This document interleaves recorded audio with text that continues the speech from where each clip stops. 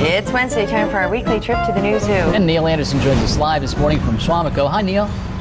Hey, good morning. I know we got some rain coming in, and today we were going to move the emus. The emu exhibit's right behind us, and we have 2 new emus that just finished quarantine.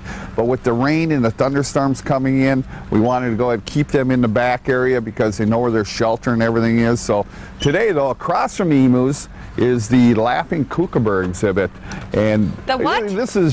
It's the Laughing Kookaburras. I just wanted you to say it again. I love the Kookaburras. Well, you know, and if you come out to the zoo in the morning, you know, you'll hear, and later in the evening, you know, they spend a lot of time vocalizing. And actually over in Australia, you know, they're from the eastern part of Australia, they're often called the Bushman's alarm clock, because in the morning they'll go ahead and make this loud, almost like a laughing noise, and they may go ahead and do that while we're on TV this morning as well. But you see, they're a large kingfisher, and like our kingfishers that you see around, they use the same type of hunting technique where there'll be a sit and wait, so they wait kind of to ambush what's down below. But what's different is these guys aren't fish eaters. Okay, they eat everything else, insects, reptiles, even snakes. So what they'll do is they'll sit like they are perched right now. And you see, the other thing with kingfishers too, their legs are really weak, you know, and they're small.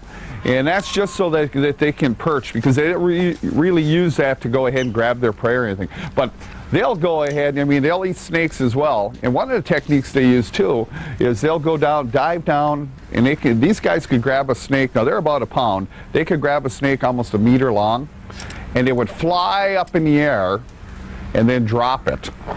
And that's the technique that they're able to go ahead and kill their prey and then go ahead and consume the prey after that. Do they like breakfast cereal too? Because they got boxes in there. Yeah, they like breakfast cereal. Here's what's for breakfast this morning too. And these are a couple mice. And oh, doesn't that look good for breakfast? No, not really.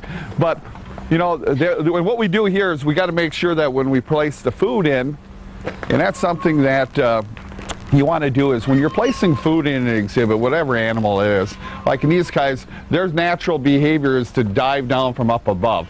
So we'll make sure that we place the food down there so that promotes their natural behavior and helps stimulate them to go ahead and eat as well.